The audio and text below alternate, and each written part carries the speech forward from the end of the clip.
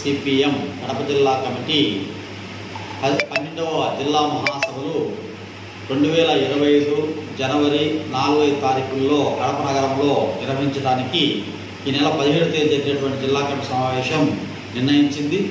ఈ మహాసభల్లో మొదటి రోజు 4వ తేదీ జియాన్ కాలేజీ నుంచి ఐటీ సర్కిల్ వరకు కడప నగరంలో పెద్ద ర్యాలీ ఉంటుంది. ఆ తర్వాత బహిరంగ సభ నిర్వహించడం జరుగుతుంది.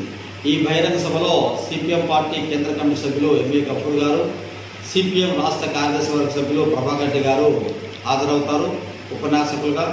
అలాగే జిల్లాలో ఉన్నటువంటి 36 మండలాల నుంచి సిపిఎం పార్టీ సభ్యులు, అభిమానులు, శ్రేయోభిలాషులు, అదే వివిధ కార్మిక, విద్యార్థి, యువజన, ఉపాధ్యాయ, అలాగే వ్యవసాయ కార్మిక, రైతు సంఘాలకు సంబంధించినటువంటి కార్యకర్తలందరూ పాల్గొంటారు ఈ బహిరంగ సభలో.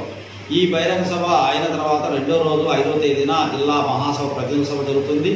ఈ సభలో జిల్లా సమగ్రాభివృద్ధిపైన పెద్ద ఎత్తున చర్చలు జరుగుతాయి, ప్రాంతాల వారీగా, రంగాల వారీగా.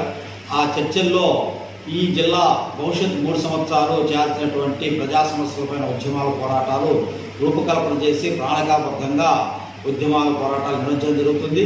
ఇందులో ప్రధానంగా జిల్లాలో ఉన్నటువంటి ప్రాజెక్టులకు సంబంధించి కడప ఉక్కు ఫ్యాక్టరీ పార్లమెంటు చేత ఆమోదించబడి విభజన చట్టంలో చేర్చబడి రాష్ట్రపతి ఆమోదంతో వచ్చినటువంటి దాన్ని ఇప్పుడు గత 15 సంవత్సరాలుగా అమలు చేయకుండా దాటవేస్తూ ఉన్నారు కేంద్ర రాష్ట్ర ప్రభుత్వాలు.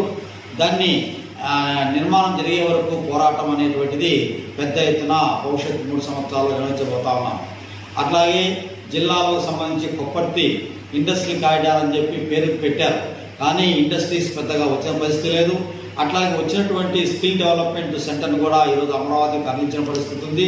కాబట్టి కొప్పర్తి ఇండస్ట్రియల్ ఏరియా డెవలప్మెంట్ కోసం కూడా పెద్ద ఎత్తున ఉద్యమాలు చేపట్టడం జరుగుతుంది. అట్లాగే కడప నగరంలో ఇండస్ట్రియల్ ఏరియా అనేటువంటిది ఉంది ఒకటి చాలా కాలం నుంచి. అందులో 100% పరిశ్రమలన్నీ కూడా చిన్న మధ్యతరహా పరిశ్రమలన్నీ మూతపడ్డాయి. వాటన్నిటికి కూడా కాయలబడినటువంటి పరిశ్రమలు తెరిపించాలని చెప్పి ఆందోళన చేయడం జరుగుతుంది. అలాగే రైతాంగ సమస్యలపైన ప్రధానంగా ప్రాజెక్టులకు సంబంధించి ఈరోజు బ్రహ్మసాగర్ రిజర్వాయరు ప్రారంభించి 40 సంవత్సరాలు దాదాపుగా కావస్తాంది. ఇప్పటి వరకు పట్ట కాలువలు, పిల్ల కాలువలు పూర్తి కాలేదు. అలాగే జిల్లాలో ఉన్నటువంటి ఇతరత్ర అన్ని ప్రాజెక్టులకు సంబంధించి కూడా ఈరోజు నిధులు కేటాయించినటువంటి పరిస్థితి లేదు. అట్లాగే బ్రహ్మసాగర్ రిజర్వాయరు ప్రధాన కట్ట లీకేజీలతో ఈరోజు ఇబ్బంది పడుతున్నటువంటి పరిస్థితి ఉంది. వెంటనే కాంక్రీట్ వాళ్ళు నిర్మించకపోతే అన్నమయ్య ప్రాజెక్టు పరిస్థితుల్లోనే బ్రహ్మసాగర్ ప్రాజెక్టుగా అయ్యే పరిస్థితి ఉంది. అట్లాగే జిల్లాలో విస్తృతంగా ఉన్నటువంటి వ్యవసాయ కార్మికులు ఇట్లా ఇతర అనేక వర్గాల ప్రజల సమస్యలపైన కూడా ఈ మహాసభలో చర్చించి భవిష్యత్తు కార్యాచరణ ప్రణాళిక రూపొందించి ఉద్యమాల పోరాటాలు చేస్తామని తెలియజేస్తా ఉన్నాం. జి చంద్రశేఖర్, సిపిఎం జిల్లా కార్యదర్శి, కడప.